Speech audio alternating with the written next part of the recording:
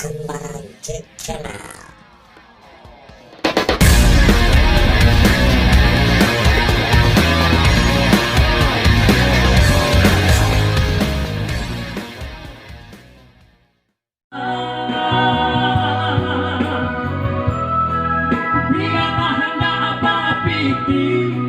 Tapi asalai babudi paguno dalam nagari.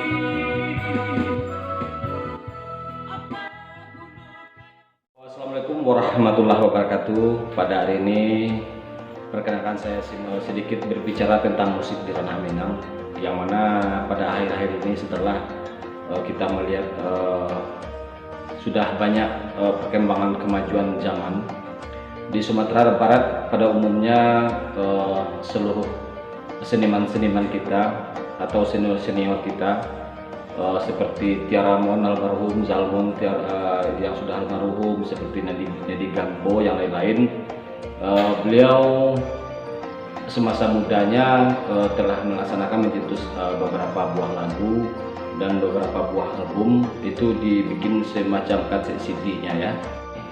Kita berbicara tentang musik di ranah Minang itu sekarang tidak ada lagi tentang pembuatan kaset pita, kaset CD gitu kan, piringan itu tidak ada lagi. Cuma yang ada di seluruh Indonesia pada umumnya, bahkan mendunia, itu ada lagi, kita ada pembikinan YouTube gitu. Kami sampaikan kepada seluruh pemirsa dimanapun berada. Pada hari ini ada di samping saya yaitu Bapak atau Abang ya, R.E. Odong, yaitu Rustam Effendi Odong, yang mana adalah senior ranah Minang yang pernah menciptakan lagu-lagu favorit yang disenangi oleh masyarakat luas di ranah Minang di seluruh Sumatera Barat, bahkan seluruh Indonesia. Bahkan lagu dari Kakanda R.E. Odong ini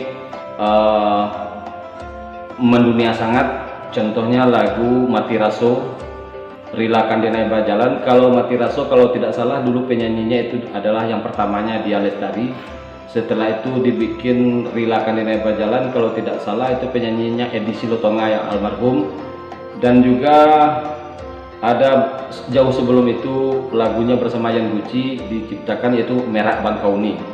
Jadi yang berikut akhir-akhir ini sangat melejit sekali, bahkan itu sampai dibajak pemirsa. Dibajak lagu Abang R.E. Odong ini, suatu buah lagu yang diberi judul Lama Katan Sampai Rakuangan. Inilah kakak kita Abang R.E. Odong. Kita akan berbincang-bincang dengan Bang R.E. Odong tentang pembuatan lagu atau klip yang telah dibikinnya, lagu dan syair yang telah dibikinnya, yang pernah dinyanyikan Odi Malik beberapa dekade di belakangan ini, yang telah sangat mendunia, sangat disenangi oleh masyarakat luas. Jadi saya Simon Caniago akan berbincang-bincang bersama Kakanda Rustam Effendi Odong. Abang, saya secara pribadi ingin bertanya sama Abang, kapan Abang mulai bermain musik? Abang boleh dikatakan Abang ini sudah dikatakan senior dalam menciptakan musik di ranah Minang, menciptakan syair-syair ranah Minang yang sangat mendunia ya. Jadi Abang ceritakan sedikit mulai Abang menanjak masuk di dunia musik entertainment, mulai bermain musik, mulai menciptakan lagu, sedikit Bang. Oke, assalamualaikum warahmatullahi wabarakatuh. Waalaikumsalam warahmatullahi wabarakatuh. Selamat pada penonton yang ada di rumah atau di mana saja berada. Iya. Ambo bermain musik mulai di tahun 1998. Iya. Di situ Ambo coba membuat lagu dengan Badu Yang Guci lagu dia. Iya, Guci ya, lagu pertama ya. Lagu pertama. Itu judulnya Merak Bangkauni. Iya, benar. Dari itu lagu itu berdua membuat Yang Guci dan dia lahir oleh Yang Bule. Yang Bule. Ya, sahabat kita juga. Iya, Yang Bule ya. Insya Allah, syukur alhamdulillah. Insya Allah lagu itu lagu ini cukup diterima oleh Masyarakat luas ya. Itu saya bersyukur. Iya, Itulah lagu pertama aku itu. Itu ya. Oh, jadi Bang, sedikit pertanyaan. Setelah Bang membuat lagu tentang cerita perantau kita di Ranah Minang, yang ada di Ranah Minang, kita kan membuat lagu semacam lagu Merak Bakauni. Itu sangat merayap pada tahun 88 ya? 1998. Oh, 98 ya. Oh iya. Waktu itu saya berada di Aceh itu. Saya beli kasetnya itu di Aceh waktu itu, kaset pita Bang ya. Jadi pada waktu itu Bang, setelah tidak lama kemudian kira-kira tahun 2002 atau 2001-an lah, Abang menciptakan lagu baru lagi, yaitu lagunya Mati Raso ya. Coba ceritakan sedikit Bang tentang Mati Raso Bang. Apa mungkin ada latar belakang sehingga tercipta lagu ini? Itu maksudnya? Ya, saya bikin lagu. Ya. Mengingat bukan ada yang saya rasakan, Iya. ada yang saya lihat dalam kehidupan saya. Iya. Jadi di situ kamu mencari ya, Iya. ada apa namanya cerita lah, gitu Iya. kan. Ada yang orang yang mengalami kan. Iya. Nah orang mengalami itu kadang mau mencari kehidupan saya, itu yang mau kembangkan. Gitu Iya. kan. Jadi mau kembangkan, jadi ya lagu itu adalah cerita pendek, gitu kan. Iya. Cerita pendek, jadi baik satu baik kedua. Jadi kalau bisa kita mengambil lagu itu jaleh ceritanya dan jaleh tujuannya. Iya. Nah, itu semua. Kan terdengar pemirsa kan bahwa Abang R.E. Odong ini menciptakan lagu, bukan sekadar menciptakan. Jadi lagu itu diciptakan oleh Abang R.E. Odong. Begini, ada semacam perasaan yang tertekan, ada mungkin dari lubuk hati yang paling dalam, sebab alam tak kembang menjadi guru. Jadi di dalam hal itu tuh mungkin dengan melihat dari alam, apa yang ada di alam ini, apa yang terjadi di alam ini, baik itu secara umum maupun itu secara pribadi, dijadikan dalam sebuah syair, disenang oleh masyarakat luas. Itu contohnya Mati Raso. Yang berikut tidak salah Abang membuat lagu itu terkejut, saya sendiri terkejut nih. Kenapa Abang Odong ini terlalu banyak pergaulannya yang senior-senior? Begitu seperti almarhum Hedi Silitonga pernah menyanyikan, saya lihat di TV swasta, ada di TVRI pernah saya lihat Hedi Silitonga menyanyikan lagu Rilakan Dene Bajalan, itu diciptakan oleh R.E. Odong. Dalam waktu waktu berapa Abang menciptakan lagu itu, dalam saat waktunya Bang? Kalau membuat lagu itu dengan temua. Ya. Kadang-kadang membuat lagu itu kadang-kadang sebulan tak selesai. Tapi kalau lagi mood, lagi terbuka mana, mungkin sejam selesai. Sejam selesai ya. Tapi sejam selesai nanti direvisi. Iya. Syairnya karena lagu Minang itu ada kata malereang, nah nanti ada kata sindiran, kan? Jadi tujuannya banyak lah soal Minang. Kalau kamu dalam seni kamu mungkin untuk berpendidikan tinggi tidak dong? Betul. Ya, kamu tidak berpendidikan sekolah musik. Iya. Kamu belajar dengan bakat kamu, Iya. bakat kamu ke orang, Iya. bakat kepada orang yang senior, Iya. gitu kan? Itulah. Kan bisa kita dengar kan bahwa Bang Odong ini tidak ada dia sekolah musik, tidak ada sekolah menciptakan lagu. Kalau dia menciptakan lagu, kalau dalam keadaan mood itu bisa dalam 1 jam selesai lagu. Tapi ada yang lebih kita singkapi bersama. Apa itu? Dulu semasa Bang Odong ini menciptakan lagu Merak Bakauni, dan sehingga tercipta lagu Mati Raso, tercipta lagu yaitu lagu Rilakan Dene Bajalan, itu telah memakai studio orang lain, memakai musik orang lain. Dia menciptakan lagu saja, aranjernya atau playernya itu yang lain. Tapi kalau dilihat Bang Odong ini sering memakai musik gaya, cara relung perasaan memain musiknya. Tapi kalau kita lihat Bang, akhir-akhir ini pemirsa ya, akhir-akhir ini lagu Bang Odong sangat ngetop sekali mendunia, sehingga lagu ini dinyanyikan orang di Malaysia, ya, dinyanyikan orang di Malaysia. Seluruh lagu-lagu Bang Odong ini kalau kita lihat kan tidak berapa lagu itu yang tertinggal, semuanya masuk. Jadi kita tanyakan sedikit, kapan diciptakan lagu Lama Katan Samparakuan ini, dan bagaimana hasilnya sampai saat ini yang dinyanyikan oleh Adi Malik, ada punya keuntungan, atau rugi, atau nama saja yang dia dapat? Kita tanyakan sedikit tentang apa ya? Tentang Lamakatan sampai Rakuangan. Ya. Di lagu Lamakatan itu ambo berpesan dalam lagu ya. Berpesan dalam lagu sebenarnya banyak kejadian seperti itu. Ya mudah-mudahan di sana yang penonton di rumah tidak seperti lagu itu. Iya. Ya kan. Ya Lamakatan sampai Rakuangan itu pernah saya ciptakan di 2005. Iya. Itu masuk pertama di rekor. Itu saya nyanyiin sendiri. Nah pada 2014 saya ulang lagi lagu itu. Dengan produksi sendiri, dengan dibantu oleh vokalis yang cukup nama juga, Odi Malik ya. Yang syukur alhamdulillah lagu itu cukup dapat sambutan ya. Dari masyarakat Minang khususnya di mana berada. Jadi di dalam lagu itu Mama tetap memperlihatkan kehidupan sehari-hari.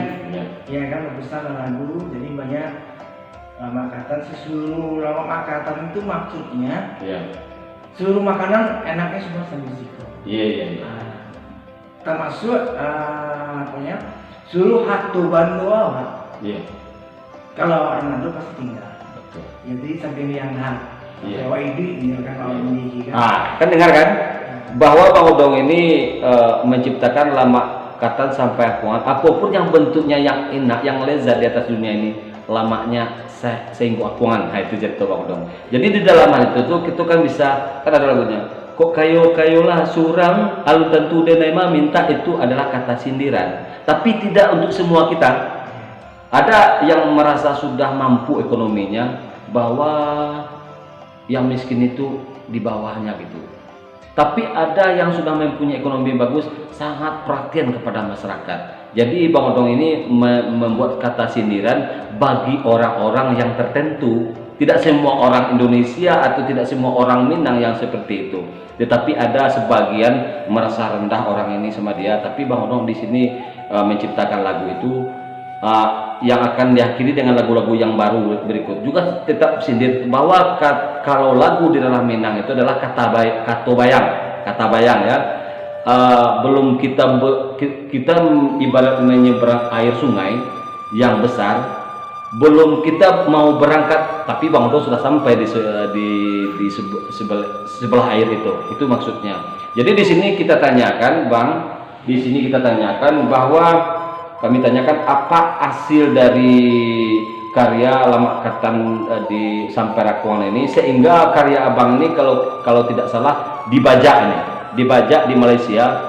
Pernah Upin dan Ipin menyanyikan lagu Lamakatan sampai Rakuangan itu, kalau dirasa itu sudah menyalahi aturan. Kalau kita tahu alamatnya itu sudah kita tidak senang kita itu dilakukan orang sama karya kita seperti itu tanpa permisi kan.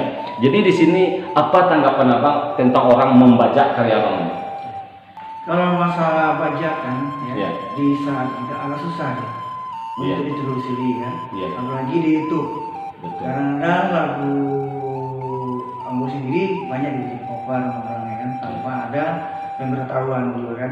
Cuma di situ Ambo ambil positifnya saja, ya kan. Jadi Ambo kembali rezeki Ambo untuk Ambo, rezeki orang dia. Nah, jadi mengambil nilai positifnya, masih syukur karya Ambo disukai orang. Itu nilai-nilai yang paling tinggi. Tidak berasa sakit hati.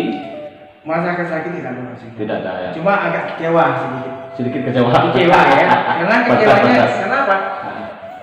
Sebagai seniman ya, walaupun seniman nasional itu seakan-akan harga nilai hak ciptanya udah tidak berharga lagi. Kadang-kadang kita membuat lagu itu tidak semuanya hit. Betul. Iya kan?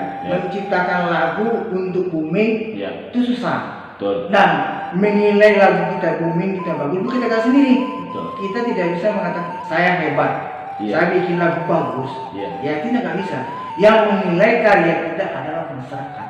Betul. Nah itu kan pemirsa, kita bisa dengar langsung dari Bang Odong.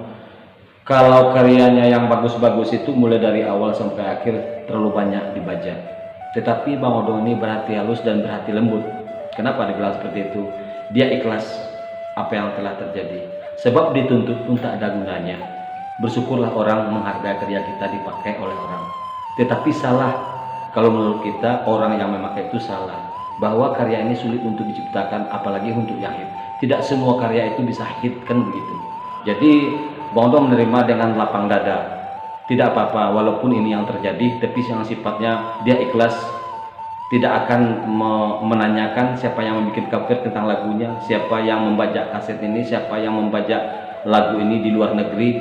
Dia sangat menerima apa adanya. Tapi alhamdulillah apa yang dia laksanakan sebagai seniman, dia adalah seniman yang sangat profesional, tidak ada memikirkan yang lain. Kalau memang orang mempunyai keuntungan tentang syair dia, tentang lagu dia ikhlas menerima. Jadi orangnya berpahala juga dalam menciptakan lagu itu, nampaknya kita lihat. Tapi sungguh demikian, sedikit saya ceritakan bahwa saya pernah bersama Bang Otong ini membuat suatu album yang dinamakan album itu dulu Batang Tiku Aur Malintang. Inilah sebagai produser, saya sendiri sebagai pimpro. Sudah 10 tahun lebih kami tidak bertemu, inilah bertemu. Jadi bisa kami berbincang-bincang, tapi harapan kita untuk dunia musik, kita selalu bersama Bang Otong tetap bekerja sama. Bagaimana bagusnya, walaupun saya jauh di kota Padang atau di Padang Pariaman, Bang Otong jauh di kota Jakarta, insya Allah kami selalu menjalin hubungan yang baik dan tetap bersama-sama. Tapi ingat, tidak berapa lama lagi, mungkin melalui YouTube, Bang Otong akan menciptakan lagu yang baru. Apa lagunya, Bang? Judulnya Kapagulo. Kapagulo.